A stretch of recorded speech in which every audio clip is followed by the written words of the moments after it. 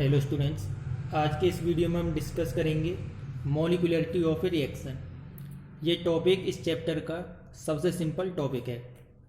किसी भी रिएक्शन की मॉलिक्यूलरिटी होती है number of reacting species. Reacting species की संख्या क्या कहलाती है? रिएक्शन की मॉलिक्यूलरिटी। आगे इस डेफिनेशन में एक ही लाइन और गिवन है, इसका मतलब मैं अभी आपको समझाऊंगा। तो रिएक्टिंग स्पेसीज की संख्या किसी भी रिएक्शन की मॉलिक्यूलरिटी कहलाती है।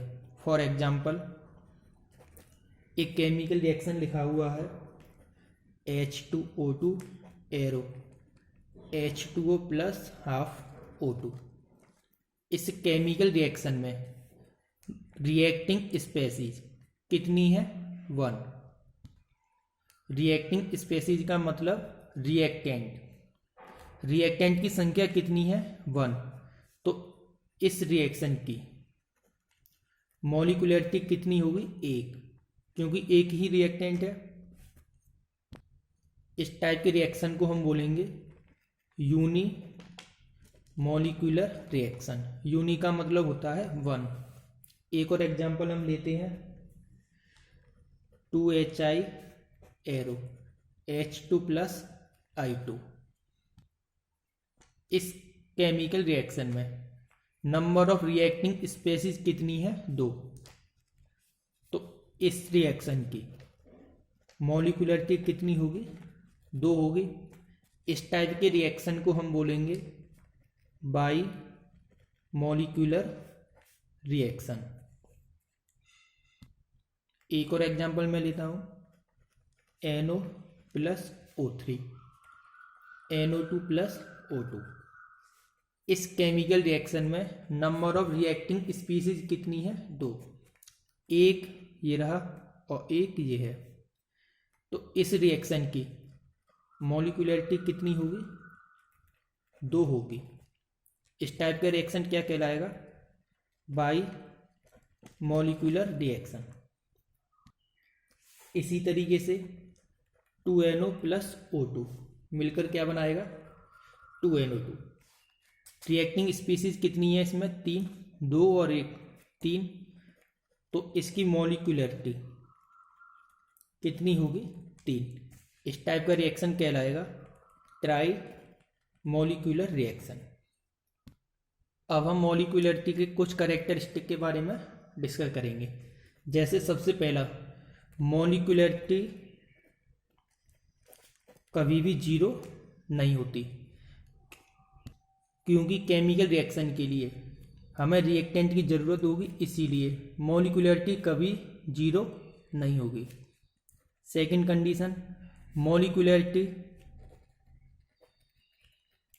कभी भी फ्रैक्शन में नहीं होगी।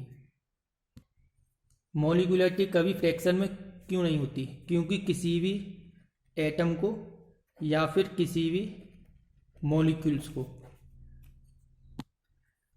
काटा नहीं जा सकता। काटने का मतलब किसी भी एटम को काट कर हम आधा नहीं कर सकते, या किसी भी मॉलिक्यूल को काट कर हम आधा या 1/4 या 3/4 3/4 हम नहीं कर सकते।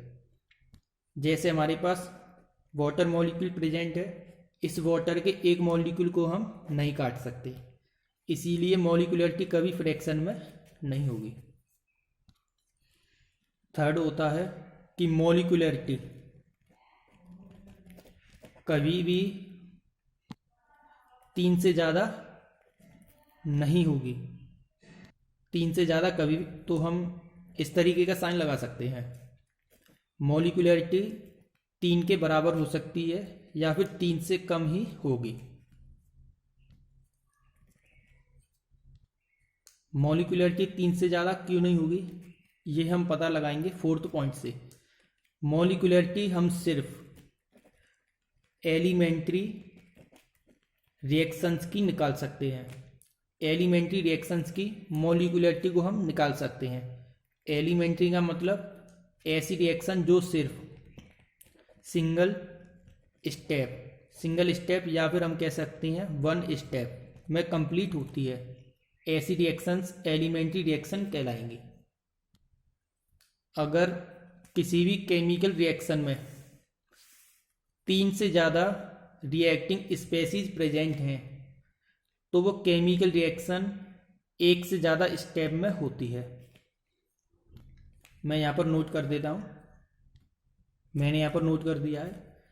If there is more than 3 reacting species, अगर किसी रिएक्शन में 3 से ज़्यादा रिएक्टिंग स्पेसीज होंगी तो वो रिएक्शन कंप्लीट होगी मोर देन 1 स्टेप, एक से ज़्यादा स्टेप में वो रिएक्शन कंप्लीट होगी।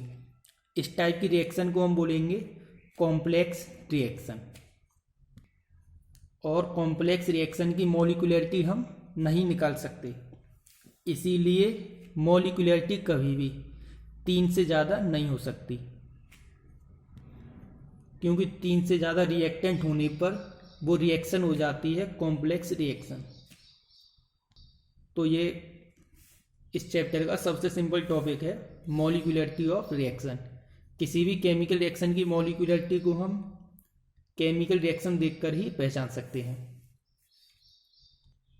तो डेफिनेशन में लिखा हुआ है number of reacting species which collide simultaneously. Simultaneously का मतलब होता है एक साथ, to bring about a chemical reaction.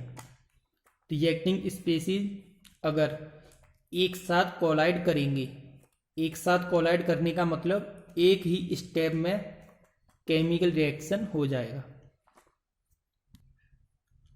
तब हम रिएक्टिंग स्पीसीज की संख्या को क्या बोलेंगे, मॉलिक्यूलरिटी ऑफ रिएक्शन।